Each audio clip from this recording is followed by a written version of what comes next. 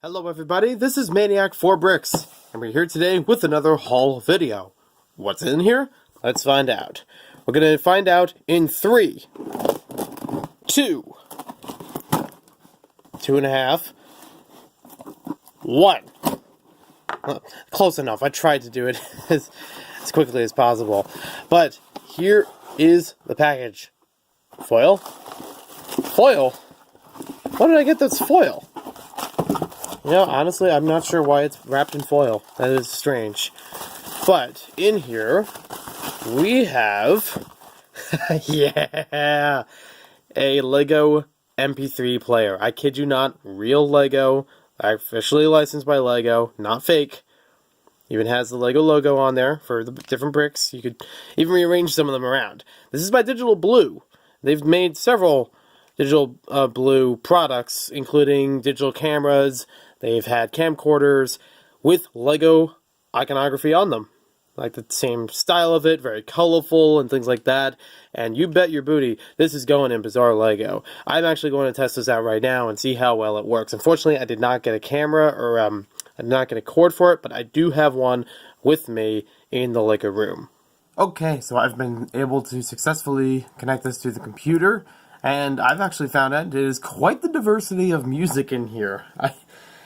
I guess it was the kid that used it previously. There's like a couple songs in here from Taylor Swift in 2 different albums.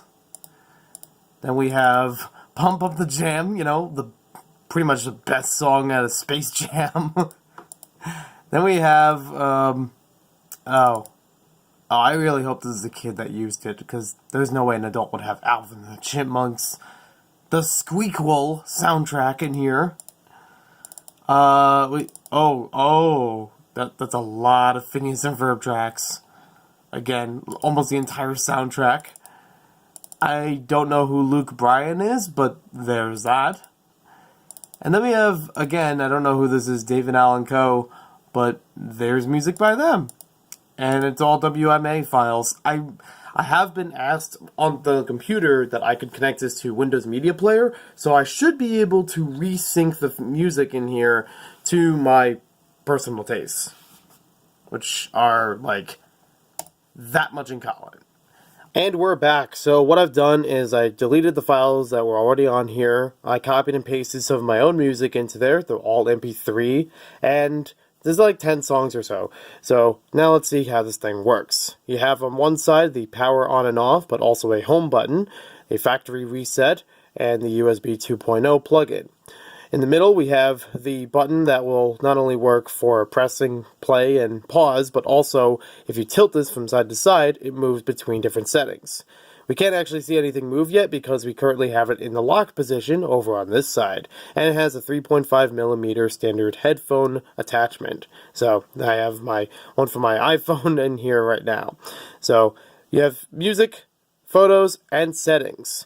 So I've been able to connect this onto the computer without going through a Windows Media Player, although that could help with trying to transmit in and out of the device. But I could easily just open it up through my computer and it'll be able to copy and paste them all in there without making any files or folders in between them.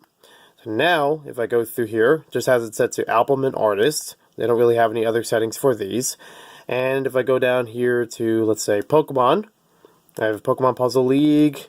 I'll throw a track in there, and I don't know if it's going to show up that much on in the background, but it actually is playing the song through the headphones. Let me see if I can get a little closer here so you can hear it.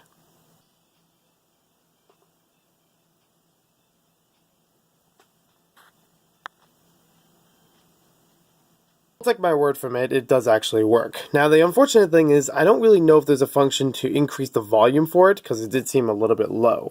And even though I do have an iPhone headphone that has, you know, a volume up and down setting on it, it doesn't actually affect anything when it comes to the device. So it's not actually changing the volume up and down just from me pressing the piece on the side of it.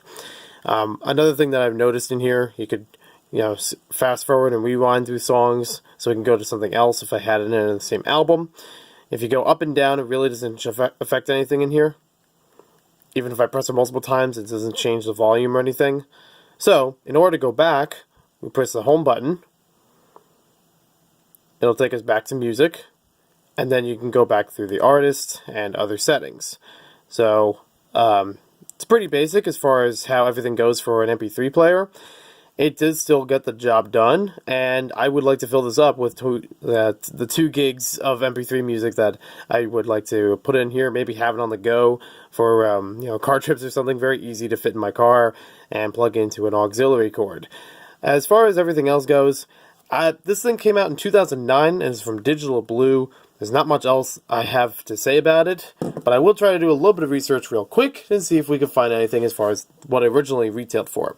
Originally, this did come with its own pair of headphones and its own USB 2.0, but since I got this used through eBay, I didn't have the same case. If I forgot to mention it before, this thing supports MP3 and WMA files. So if you have one of those older types, you can use this pretty well. Allegedly, it can use SD card or micro SD card use, but I haven't found anywhere on this you could really open it up in order to insert that. There's a little bit on the bottom, but it doesn't really work that well. One thing that's also interesting is that you could use standard Lego bricks and you could build upon this from both sides. So I would personally recommend that you don't build it in this side or this side where it's going to interfere with the buttons and other functions, but this is something you could probably incorporate into a Lego display and have sound going through it as long as you have speakers hooked up to it. That might actually be a cool idea for later on. As far as this thing goes, I bought this online for $7 before $3 shipping, and in Amazon and eBay, it normally costs about $30 for the whole thing. So I'm not missing that much from some of the other components, which I could get elsewhere and have been able to function with this. I think this is a pretty good steal. Pretty good little purchase there. And as I mentioned before, this will be mentioned in Bizarre Lego. So look forward to more about that and other Digital Blue products. Thank you for watching this video. Hope you guys enjoyed it. And we'll see you next time with more Lego videos. By the way, in case you're wondering, I'm listening to Sonic CD music now. It's coming through pretty good.